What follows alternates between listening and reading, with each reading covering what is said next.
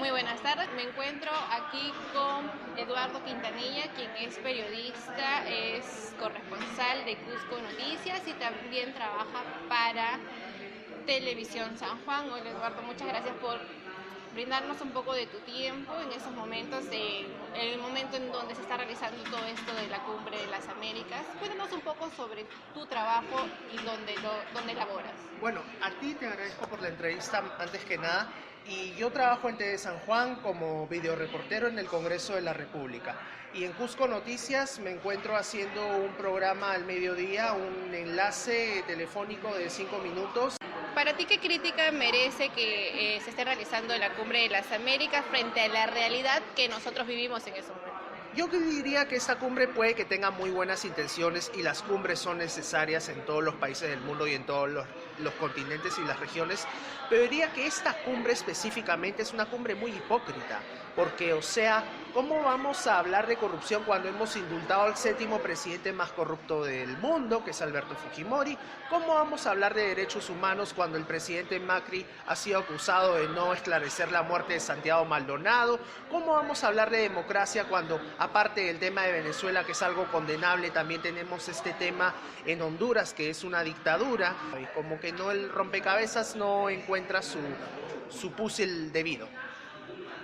Bueno, y tu respuesta me remitía a mi tercera pregunta básicamente, que era si es que tú creías que la realización de esta cumbre, cuyo tema central es la gobernabilidad democrática frente a la corrupción, tenga alguna solución frente al problema como que vivimos. Creo que hay que empoderar a los ciudadanos. Yo diría que las cumbres alternativas son buenas. Lamentablemente esta cumbre de los pueblos tiene un sesgo ideológico, o sea, hay un apoyo explícito a Venezuela. Yo no estoy de acuerdo con la dictadura de Nicolás Maduro. No obstante, yo creo que tienen que haber cumbres alternativas donde la gente, por no decir el pueblo, la ciudadanía participe, hable con los presidentes o con los ministros o con funcionarios, establezca sus puntos de agenda y esos puntos de agenda se traten en las conclusiones. Y tantas intrigas que hay en América, en todo el continente americano, que nos hacen pensar que no sabemos con qué cara van los presidentes a representar a los países. Bueno, sí, y efectivamente comentabas también que la realidad que está viviendo Venezuela en estos momentos y el hecho de que nuestro presidente le haya retirado esa invitación a Nicolás Maduro porque él adelantó las elecciones y se negó a dialogar con la oposición. ¿Tú crees que ese retiro de la invitación fue lo correcto? Bueno, yo creo que fue incorrecto porque hay que dejar hablar incluso a los que no nos dejan hablar. A los dictadores también hay que dejarlos hablar para que ellos puedan dar sus razones y nosotros emitir un juicio y quedar bien, porque nosotros seremos demócratas cuando seamos demócratas, incluso con el que no es demócrata. Puedo sonar un poco cantinflesco con lo que acabo de decir, pero hay que ser abiertos, incluso con los que no son abiertos con nosotros. Habría que medir a todos con la misma vara. Claro, pero sin embargo, el canciller de Cuba, que hace unos instantes estuvo exponiendo, decía que el hecho de que Venezuela no esté en la cumbre era una afrenta.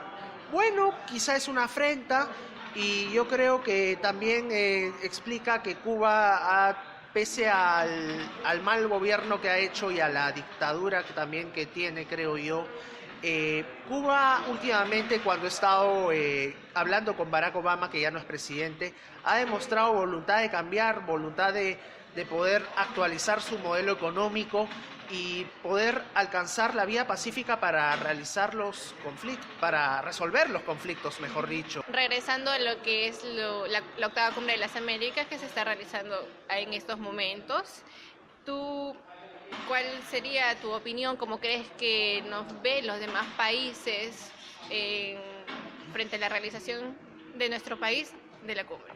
Bueno, yo creo que a la gente de otros países no le interesa mucho la cumbre, de repente los que están metidos en política sí, pero yo creo que sí hay cierto espanto, cierta extrañeza hacia el Perú, como un país que ha sacado a su último presidente hace 3 semanas por corrupción, tiene la cara de organizar un foro anticorrupción. ¿Dónde está la congruencia?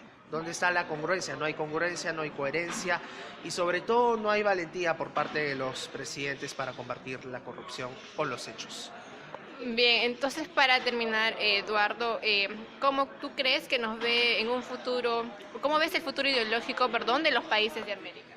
Bueno, más que nada el futuro ideológico, político, yo diría que la gente se está empoderando. Yo creo que es la oportunidad para que la derecha demuestre que es inclusiva, que puede ser inclusiva, que no tiene que privatizar la educación y la salud, porque eso es lo que ha hecho el gobierno de Piñera, el primer gobierno de Piñera. Y la izquierda tiene la oportunidad para demostrar que es eficiente y que es una izquierda moderna. Bien, Eduardo, y esperemos también que la situación de Venezuela, por el bien de los propios venezolanos, también mejore con estas nuevas elecciones y esperemos que no haya una mano negra para que Maduro pues siga en ese cargo.